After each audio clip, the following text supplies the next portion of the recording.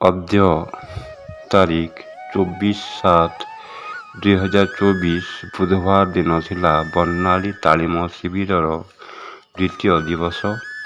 କାର୍ଯ୍ୟକ୍ରମ ପ୍ରାରମ୍ଭରେ ଶ୍ରୀମତୀ ମମତା ପଣ୍ଡା, ଶିକ୍ଷୟିତ୍ରୀ, ତୁରେକେଲା ବ୍ଲକ, ସୁଲଳିତ କଣ୍ଠରେ ପ୍ରାର୍ଥନା ଗାନ କରି ଏକ ଆଧ୍ୟାତ୍ମିକ ପରିବେଶ ମଧ୍ୟରେ କାର୍ଯ୍ୟକ୍ରମକୁ ଆଗେଇ ନେଇଥିଲେ। ତତ୍ପରେ ପରେ ଶିକ୍ଷକ ଶ୍ରୀଯୁକ୍ତ ପ୍ରକାଶ ମେହେର, ତୁରେକେଲା ବ୍ଲକ ଗତ 23/7/2024 ପ୍ରଥମ ଦିବସର ବିବରଣୀ ପାଠ କରିଥିଲେ। ଏହାପରେ ପ୍ରଶିକ୍ଷକ ଶ୍ରୀଯୁକ୍ତ ଅଞ୍ଜନ କୁମାର ସାହୁ ମହୋଦୟ ଅଧିବେଶନକୁ ଏକ ଭିଡ଼ିଓ ପ୍ରଦର୍ଶନ ମାଧ୍ୟମରେ ଆଗେଇ ନେଇଥିଲେ। ସେ ଭେଦଭାବ ଓ ସମାନତା ବିଷୟ ଉପରେ ପ୍ରଶିକ୍ଷାର୍ଥୀମାନଙ୍କୁ ଆଲୋଚନା କରାଇବା ପାଇଁ ଉତ୍ସାହିତ କରିଥିଲେ।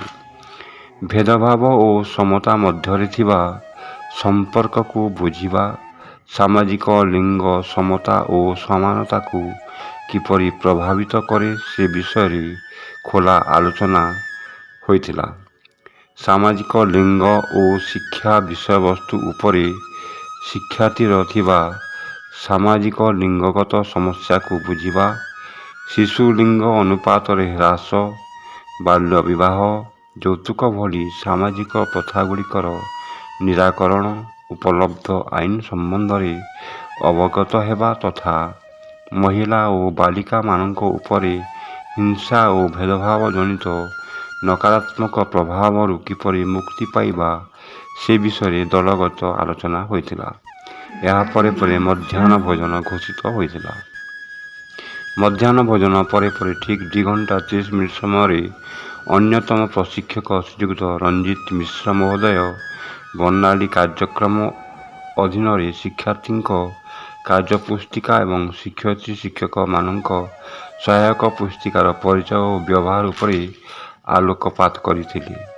ଶିକ୍ଷାର୍ଥୀମାନେ ଲିଙ୍ଗଭିତ୍ତିକ ସମତା କ୍ଷେତ୍ରରେ ସମ୍ମୁଖୀନ ହେଉଥିବା ଅସୁବିଧାଗୁଡ଼ିକୁ ବୁଝିବା, କାର୍ଯ୍ୟକ୍ରମ ପ୍ରସ୍ତୁତ କରିବା, ରୂପରେଖ ଓ ବ୍ୟବହୃତ ଶିକ୍ଷାଦାନ ପଦ୍ଧତିಗಳ ବିଷୟ ଉପରେ ଅବଗତ ହେବା, ଶିକ୍ଷାର୍ଥୀଙ୍କ କାର୍ଯ୍ୟପୁସ୍ତିକା ଓ ଶିକ୍ଷୟିତ୍ରୀ ଶିକ୍ଷକଙ୍କ ସହାୟକ ପୁସ୍ତିକା ସହ ପରିଚିତ ତଥା ପାଠ୍ୟପୁସ୍ତକ ବିଷୟବସ୍ତୁ ସାମାଜିକ ଲିଙ୍ଗର ସଂଯୋଗୀକରଣ ବିଷୟରେ ବିଶେଷ ଭାବେ ଆଲୋଚନା କରାଯାଇଥିଲା।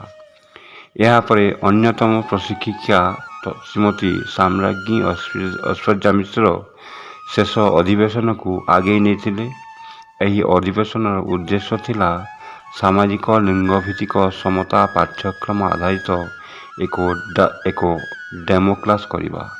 ସେ ଏକ ପ୍ରଶିକ୍ଷାର୍ଥୀମାନଙ୍କୁ ଛାତ୍ରଛାତ୍ରୀ ହିସାବରେ ଗ୍ରହଣ କରି ଏକ ପାଠ୍ୟକ୍ରମର ଡେମୋ ପ୍ରଦର୍ଶନ କରିଥିଲେ। ମୋ ସ୍ୱପ୍ନର ଉଡ଼ାଣ ଆଧାରିତ ଏକ ଡେମୋ କ୍ଲାସ୍ ସେ ପ୍ରଦର୍ଶନ କରିଥିଲେ। ଏହି ପାଠ୍ୟକ୍ରମର ଉଦ୍ଦେଶ୍ୟ, ରୂପରେଖ ବିଷୟରେ ସେ ପଚାରି ବୁଝିଥିଲେ ଏବଂ ଆଗାମୀକାଲି ପାଇଁ ଉପସ୍ଥାପନା କରିବା ପାଇଁ ସମସ୍ତ ପ୍ରଶିକ୍ଷାର୍ଥୀମାନଙ୍କୁ ଦାୟିତ୍ୱ ଅର୍ପଣ କରିଥିଲେ।